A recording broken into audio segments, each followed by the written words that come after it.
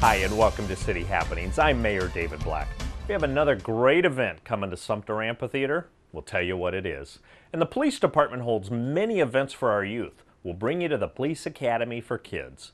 And we also go to Sump Library for another look at the live interactive events held on Wednesdays. It's all next in City Happenings for the week of August 6th. Thanks, Mayor Black.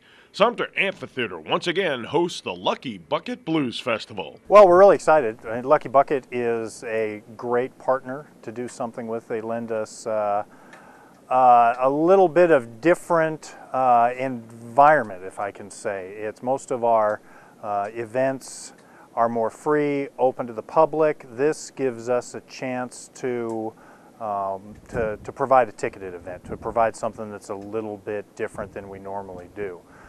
The event it starts mid-afternoon, and we've got continuous music through the headliner, which happens to be this year Cowboy Mouth, and we just have a rockin' good time. It's the mayor has put it as we've got a lot of family-friendly events out here, but we've got some babysitter-worthy events that we're doing this year, and Lucky Bucket Music Festival is one of those events. We're serving Lucky Bucket beer, and we're also selling our normal sodas and water that we're doing it, but it is more of a adult style event. In fact, Cowboy Mouth, this event, we're billing it as a 18 and older event.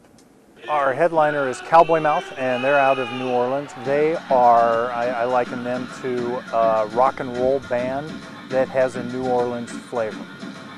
If anybody went to the Home Run Classic on the 3rd of July, they heard Cowboy Mouth play 4 or 5 tunes, and they just rocked the downtown.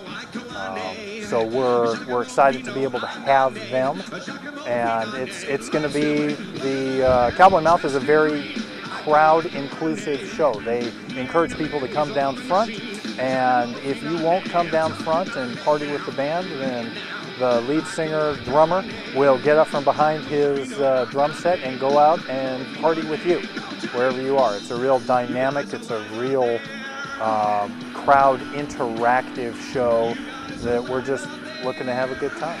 The city's police department holds an annual summer camp for kids. I've been involved in our summer program for about 12 years. It was originally called Summer Great. We stopped teaching the great curriculum, went all dare, and so we renamed it and revitalized it and called it PAC, Police Academy for Kids. And when we did that, we came up with some new ideas. We wanted to make it a fresh, something new and different, call it our own. And so we started brainstorming to really focus on the law enforcement side of our PAC unit. And so one of the things we came up with, obviously, is to change some of the presentations. It's not difficult to come up with ideas of presentations in law enforcement because there's so many different areas that we could talk about.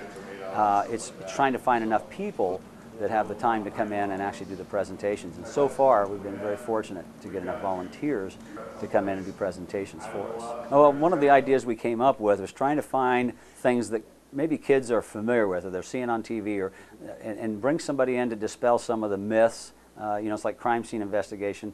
The show lasts an hour, they go to the crime scene, they have it solved in an hour and the guy's in jail. Well, that's not realistic. So we like to come in, at least it's something that they're fairly familiar with because they've seen it on TV, have an idea what it is, but then come in and lay out the actual truth of it. So one of the things we came up with was having the bomb squad guy, and it kind of stemmed from, we bring in our canine unit, and we do a little demonstration of sniffing for drugs.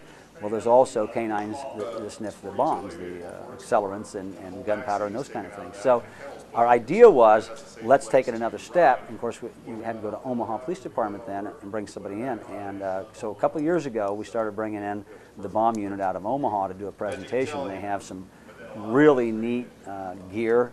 Their vest, the little coat they have to wear, it weighs like 65 pounds. It's very expensive. It's 100 degrees outside. We have to put this on, and it's hot, and it's heavy. And so they get a new appreciation for how much work it is to be in one of those specialized groups, because everybody looks and goes, oh, wow, that's cool, it's special, but it's a lot of work. Do these yearly demonstrations ever get old? Absolutely not. It's always a new adventure every year. You get different kids with different questions. Well, I think it's important that the kids know what kind of function that the police officers do in their community, what kind of function we serve. And this is one of the ways that we as a police officer can kind of approach those kids who may be a little apprehensive about talking to us. We can bring the dog out, and they love to ask them questions about the dog, and this is one of the ways that we can talk to them and let them know that, hey, you know, it's okay to talk to us, and they can approach police officers just like they can their teachers or other people in the community. I think Deuce is every bit as good as Kai was. Deuce is coming a long way. We still have a long way to go, but his training is progressing very nicely, and I couldn't be happier. We already have some very good cases on the street, and he's done very well. Deuce has proven time and time again that he's got a very good nose. Wednesdays are special at Sump Library. Here's one reason why. He does an amazing job, brings animals from all over the world, ones that the kids won't be able to see, won't be able to touch, and he makes it an interactive program so the kids can have a chance to see stuff that they wouldn't usually see, even at a zoo.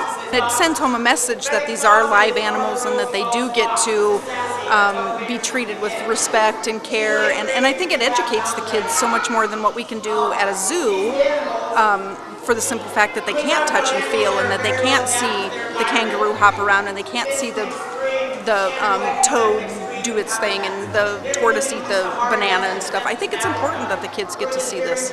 Oh, I have been thrilled. We have just totally grown out of this spot because there's well over 200 people here now. We've had up to 325 for some other presenters, so we are thrilled with the number of parents that are bringing the kids in and allowing them to participate in our summer reading program. The Twilight Bike Criterium is coming up. It's set for August 18th, beginning at 2 p.m. If you've never seen a bike race, please come out and enjoy this great and unique event. There are lots of ways to stay up to date with what's happening in Papillion. You can find us on Facebook, follow the City of Papillion on Twitter, or watch the YouTube channel. And of course, information about all of our departments and programs is available on our website. For more about Papillion, go to www.papillion.org or just call the Mayor's Hotline at 402-827-1111. Thanks for watching.